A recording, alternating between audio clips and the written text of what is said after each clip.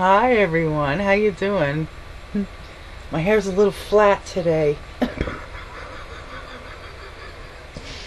I've been recovering from my 2-week excursion in Richmond, Virginia. I never slept so much in my life. All I did was eat and sleep. I remember one night I got out of bed. I was in my own room finally, and because I don't have my own room in my own house. Anyway, so it was a little too dark. We're in the middle of nowhere out there in Richmond. Being from New York, I'm not used to that. So I got out of my bed. I took the cover off and I brought it with me to the living room where there was a light. There was a little night light. I lay on the couch. I put the blanket over me and I got my pillow and I'm laying there. Nice big couch. And I felt something come up like this on my neck, slowly. And I went like this, and I'm laying there, and right on the tip of my nose was a spider about this big. I said, great, okay, it's 2 in the morning. It's 2 o'clock in the morning, okay? So I shooed the thing off me. It didn't make a sound. It landed on the rug, on the other side of the table. And it was upside down going. The legs were this long, I swear it had kneecaps. I got up, went to my room, got my sneaker, and I don't know what came over me, but I had to kill it. I mean, there was no way this thing was going to stay in this house when I was there. So I smashed it. It took a couple of times, but I got it, and I pushed it over to the side of the wall, and I looked at that couch, and I went back to my room, shut the door, and I had almost what was like a stroke, because I had to keep that very quiet, what just happened to me.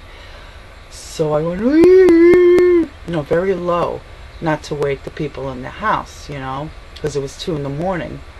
Not only not to wake the people, but the neighborhood.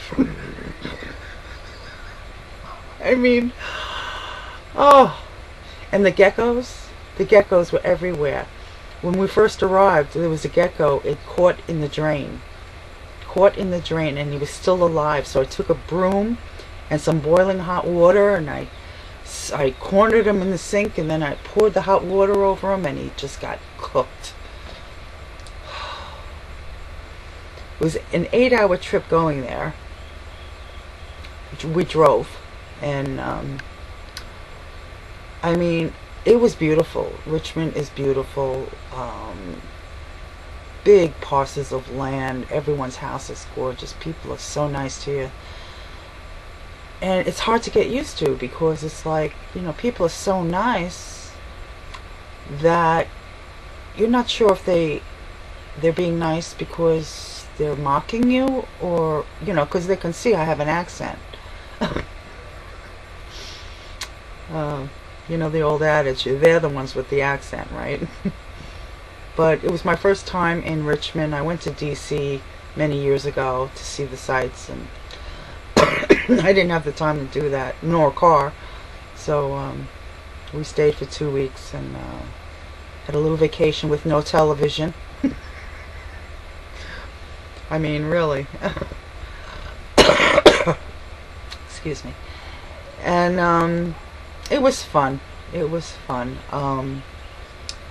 When I was down there, I was listening to the radio a lot, which was nice. I was listening to talk radio, and during the one of the shows, they said that Richmond is actually, Virginia is the fourth state that is the most saddest. It's like people are very sad in Richmond.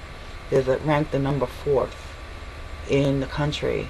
And I'm like, yeah, because I was down there, and I felt I was getting tired, weak. I mean, all I did was sleep and eat, and my gusto was draining from me. It was the weirdest thing, I missed my New York attitude. I was like, what's becoming of me? I gotta get home. So after 2 weeks, my mom and I left. we took a car and we were driving. It's in the middle of the night, 2 o'clock in the morning. We got home. We were driving with all the tractor trailer trucks in the middle of a rainstorm, and what looked to us like a tornado dropping down right in front of us on the road, and torrential downpours. But we got home 2 in the morning, and it was that was a week and a half ago, and now we still feel the stress, of that ride. It's, if I was younger, I would have been able to bounce back quicker, and my mom too, but unfortunately it's taken us a long time. And when I was there, I realized how important Obama feels about Richmond. He was always there giving speeches and stuff, and I'm like, I remember when he used to say what he used to say in his campaigns, "No one left behind," and I'm like, okay, that's where he gets his attitude from, because in Richmond, Virginia, nobody laughs, nobody has any kind of sense of humor. I don't know what's going on down there, but it's like everybody is just like, they're polite, yes, they're wonderful people, beautiful people, but nobody has any kind of sarcasm, I guess it would be. So, I mean, when I reached the Verrazano Bridge, I was like, thank God I am a New Yorker. Look at this beautiful bridge. If you ever saw the Verrazano, 2 o'clock in the morning with the beautiful lights, it's like, oh, what a sight. Makes me proud to be a New Yorker. Not only a New Yorker, but an American. I mean, just see New York. I mean, I haven't been there since, like, what, 1985, New York City. I live on Long Island, but just to see the lights and the bridge, and you felt it, you felt it. So, okay, that was my story about Richmond, Virginia, and well, Obama's little speeches when he says no one left behind, I hope he means New York, going to New York, because where does he plan on taking us? I mean, hey, Obama, where are you planning on taking us? Oh, no one left behind. All right. Okay. Where could that be? Okay, one more joke. It's completely off the beaten path, which is something that I just wrote. They did a recent DNA study. The scientists did a recent DNA study, a census around the world, and they took DNA from people from all over the world, and they realized that everyone in the world has one gene in their DNA that's in common with everybody else, which places them in a demographic of one place in the whole world where they were all from. And you know where that is? Williamsburg, Brooklyn. Okay, did you ever see a pianist's hands? People that play the piano or the keyboards? Well, they're very muscular.